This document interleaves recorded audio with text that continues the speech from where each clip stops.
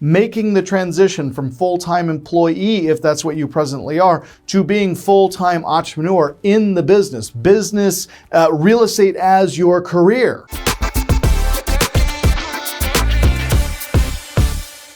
10 most common contributing mistakes that entrepreneurs are making so that they're not maximizing return on investment of time is, number one, they're failing to keep a to-do list. Now, I'm going to remedy that for you here today. I have a to-do list that I'm going to let you download, okay? So you'll have it and you can work from that. Second biggest mistake is not setting personal goals. Now, guys, it is January the 9th.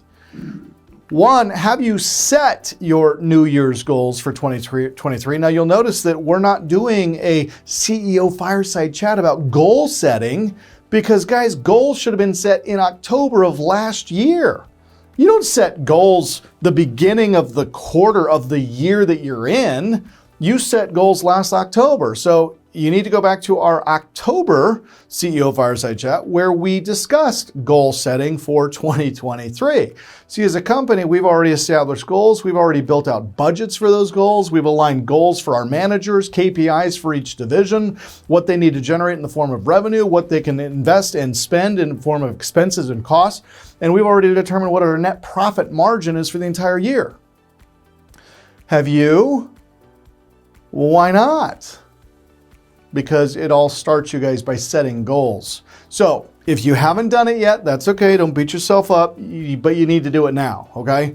What are the 3 main goals for 2023 as it relates to your business, to income, to making the transition from full-time employee, if that's what you presently are, to being full-time entrepreneur in the business, real estate as your career, if that's what you desire and that's what you're looking to accomplish. Number 3, common contributing mistakes, not prioritizing, okay? What's the most important thing? Now, we refer to this as what we call big rock calendaring, where we put in the things that are incredibly important to what we need to accomplish that year. For example, if you look at my calendar, you will see that Sunday's already blocked off. I've got church on Sunday. I've got worship team practice on Thursday nights. I've got Bible study on Wednesday evenings. So all of my things related to my relationship with the Lord come first. God first, family second, career third. So all of my church related things are in there. The church camp out that's held at our property every August, that's in there. Our mission trip to Mexico in November, that's in there. The Be Bold for Jesus conference coming up in October, that's in there, okay? Then we put in family stuff. So all of my kids' sports, games, vacations, trips, excursions, all of that's already in there, okay? Now, because we prioritized it in this way, God first, family second, career third, now we can very easily identify the dates and the times that we have available to meet with clients, to meet with prospective partners, prospective lenders, prospective joint venture opportunities, sellers, right? All of that stuff can now very easily be built in. But if you don't prioritize your calendar, determine what is most important, nobody else is going to. And I'll tell you this, if you don't prioritize and set what is the priority, then the urgency, the emergency of the situation will determine or dictate the priority. And you're going to be running around like a chicken with your head cut off, and you're going to be literally the tail wagging the dog, okay? And that's probably what you did in 2022, some of you, and that's why you didn't hit goal in 2022, all right? Number 4 falls in line with this, failing to manage distractions. What is important and what can be scheduled until later? Now, I will tell you, if it's not in my calendar and somebody is not bleeding out or dying, whatever's in my calendar trumps whatever else could be happening in that moment, okay? So calendar should help you manage distractions. Now, this is critical, especially for those of you that are going to become an entrepreneur and work at home. Now, it's gotten better since COVID and work from home has become more of a thing. But pre-COVID, if you worked from home as an entrepreneur, your friends or family didn't think that you had a real job. They had no respect for your closed door and they would just walk in while you're working. Well, now thanks to COVID, people understand working from home. They respect it a little bit more, but still, you guys, you've got to manage expectations of family, don't come into this room of the house between 8 and 5. I'm working. Okay, I'll see you at 6 o'clock for dinner, but don't come in here. You've got to manage those distractions. Number 5, procrastination. Procrastination. Now, full transparency, I'm the worst procrastinator. All right. I can put everything off till the very, very, very, very end. Now, I'll always get it done, but it'll usually happen in the 9th hour. Now, thanks to managing distractions, prioritizing my schedule, setting personal goals, I've gotten a lot better at this. In fact, I think I gave marketing a project that they have like 4 weeks to accomplish. You know, yeah.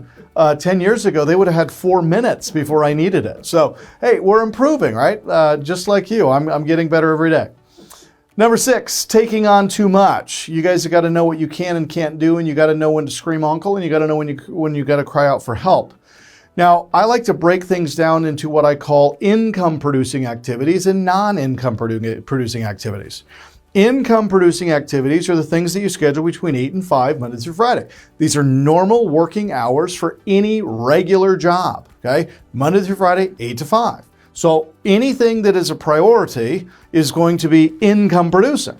So if taking that phone call is not going to eventually produce income in the form of a deal, a loan closing, bringing on a new lender, whatever it is, not interested. I will do that after hours. If it's, something medical, I'm going to try to book anything I can after working hours. Those are not income producing activities. I want them to happen during normal working hours. So try to differentiate what is income producing, what is non-income producing. And if you are feeling overwhelmed, like you have too much on your plate, I would list out everything that's currently on your plate and ask yourself this question: how many of these tasks are actually making me any money?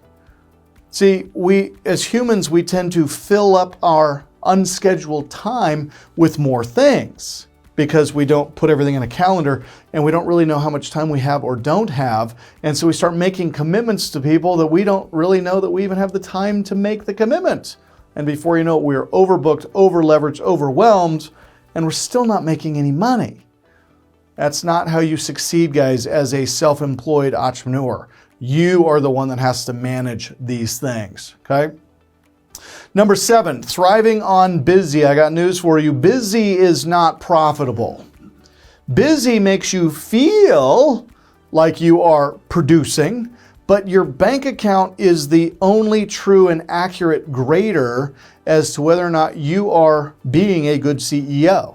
Now, let me ask you this question. If I sat on your board of directors, right? You're the CEO of your enterprise, and I'm sitting on your board of directors, and we come in for our board meeting, and I look you dead in the eyes and I say, show me what our Q4 income results were from last year. And you say, well, we were busier than ever. Okay, did we make any money? Has the bank account grown? Have we generated more revenue than we've spent? Because that's net profit. The difference between revenue and expenses, net profit. Have we made a profit? Okay, a lot of you are very busy, but you're not making any money. That doesn't make any sense. That tells me you are busy doing the wrong things. Income producing activities is critical. Okay, number 8, multitasking. Let me just say this way. If you are male and you're watching this right now, you do not have the ability to multitask, all right? So stop pretending you suck at it. Now, women, you guys are amazing at multitasking. So I'm just going to talk to the men here. Men, we are cavemen at heart. And so we can only, clean one animal at a time. We've got to be very linear in focus, and we need to do one thing at a time. Because when you try to do multiple things, you become ineffective. So focus, okay? Set aside designated time for each activity. Do that activity before you move to the next thing, okay? Number 9, not taking breaks. Now, this one's tough for me because I don't like breaks. I find them boring. But just go for a walk, okay? Get up, get out of your chair, go for a walk. Get out of it, go get some fresh air. And finally, number 10, ineffectively scheduling tasks. Now, this goes back to what I was talking about. income producing activities, non-income producing activities. Income producing activities, working hours, non-income, after hours. This is a big mistake I see self-employed entrepreneurs making. They think, well, I'm home, so yeah, I can go to the doctor at 12 o'clock. No, you can't. That's when the title companies are open. That's when the hard money lending companies are open. That's when most people want to answer the phone and conduct business, not after hours. Oh, but Lee, you don't understand. I'm an investor, so I work with homeowners and they're only home after hours at 6 o'clock. Not the ones that you want to be buying houses from. The ones that you want to be buying houses from, the motivated sellers, they're home in the middle of the day. Why? Because they don't have a job. They've got job transferred. They're in the middle of divorce. They're upsizing. They're downsizing. Whatever it is, guys. The general public do not like to do business outside of working hours. So 8 to 5 is the sweet spot. And don't make the mistake of thinking that I need to be on the phone at 8 o'clock at night trying to do deals. Now, if that's the only time you have available because you're working a full-time job while building out your business, great. Do it 6 o'clock, 7 o'clock, 8 o'clock at night. But understand the goal is to generate enough revenue from those after-hours activities so that we can become self-employed in the full-time endeavor and then work 8 to 5 or less if that's what you prefer. Now, I'm saying all of this somewhat tongue-in-cheek because I'm the last guy that works 8 to 5, okay? But I also really love what I do. So it's not uncommon for me to work 8 to 8 or 7 to 10. I work a lot because I really enjoy it. But I'm telling you guys, the sweet spot is scheduling at the time that people want to conduct business with you.